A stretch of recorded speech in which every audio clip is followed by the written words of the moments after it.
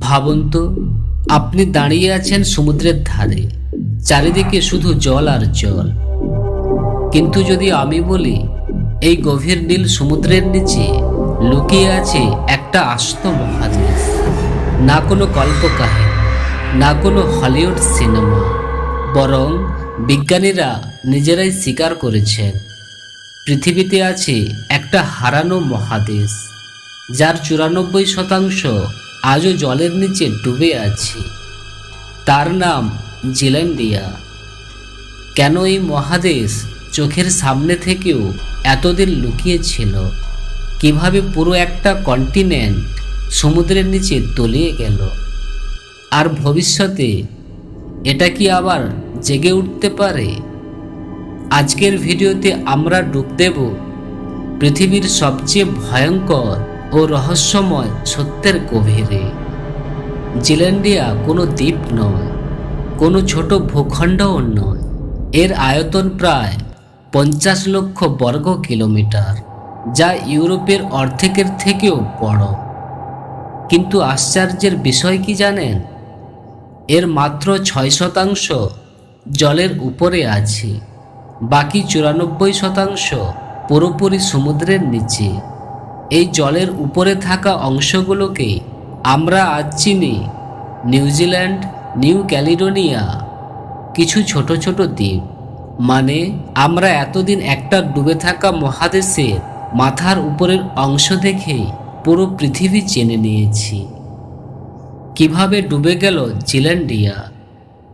প্রায় 85 মিলিয়ন বছর আগে জিল্যান্ডিয়া ছিল সুপার কন্টিনেন্ট গন্ডোয়ানার অংশ।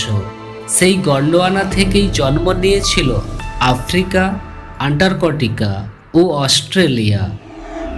কিন্তু জিল্যান্ডিয়ার ভাগ্যে ছিল ভিন্ন পরিণতি। টেকটনিক প্লেটের নড়াচড়ায় জিল্যান্ডিয়া ধীরে ধীরে মূল ভূখণ্ড থেকে আলাদা হয়ে যায়। কিন্তু সমস্যা একটাই, এর ভূত্বক ছিল অস্বাভাবিকভাবে পাতলা, যার ফলে সময় যত গড়াতে থাকে এই বিশাল ভূখণ্ড নিজের ওজনে ডুবে যেতে শুরু করে। সমুদ্র গ্রাস করে নেয় শহর, পাহাড়, বন, সব কিছু। একটা আস্ত মহাদেশ চুপচাপ হারিয়ে যায় সমুদ্রের অন্ধকারে। বিজ্ঞানীরা কিভাবে প্রমাণ পেল? অনেকদিন পর্যন্ত সবাই ভাবত এগুলো আলাদা আলাদা দ্বীপ মাত্র। কিন্তু বিজ্ঞানীরা প্রশ্ন তুললেন, একই ধরনের পাথর কেন এত দূরে? একই বয়সের জীবাশ্ম কিভাবে আলাদা দ্বীপে? এরপর শুরু হলো গভীর সমুদ্র গবেষণা, স্যাটেলাইট ম্যাপিং, সিসমিক স্টাডি এবং সমুদ্র তলদেশ থেকে পাথর সংগ্রহ করা শুরু হয়। 2017 সালে বিজ্ঞানীরা আনুষ্ঠানিকভাবে ঘোষণা করলেন জিল্যান্ডিয়া একটি পূর্ণাঙ্গ মহাদেশ। পৃথিবীর মানচিত্রে যোগ হলো 8 নম্বর কন্টিনেন্ট। ভাবুন তো, যদি জিল্যান্ডিয়া পুরোপুরি ডুবে না যেত, সেখানে কি আজ মানুষের সভ্যতা থাকতো? হারিয়ে যাওয়া কোনো প্রাচীন জাতি কি এখনো সমুদ্রের নিচে ঘুমিয়ে আছে? অনেকে বলেন জিল্যান্ডিয়া হতে পারত প্রশান্ত মহাসাগরের আটলান্টিস। বিশেষ করে প্যাসিফিক ওশানের গভীর অংশে আজও এমন সব গঠন পাওয়া যায় যা বিজ্ঞানীদের রাতের ঘুম কেড়ে নেয়। ভবিষ্যতে কি হতে পারে? বিজ্ঞান বলছে টেকটনিক প্লেট এখনো নড়ছে, ভূত্বক ধীরে ধীরে উঠছে কিছু জায়গায়। হাজার হাজার বছর পরে জিল্যান্ডিয়ার কিছু অংশ আরও উপরে উঠে আসতে পারে। কিন্তু একই সাথে ভূমিকম্প, সুপার ভলক্যানো, সুনামির ঝুঁকিও বাড়ছে। একটা হারানো মহাদেশ যা হয়তো আবার ইতিহাস বদলে দিতে পারে।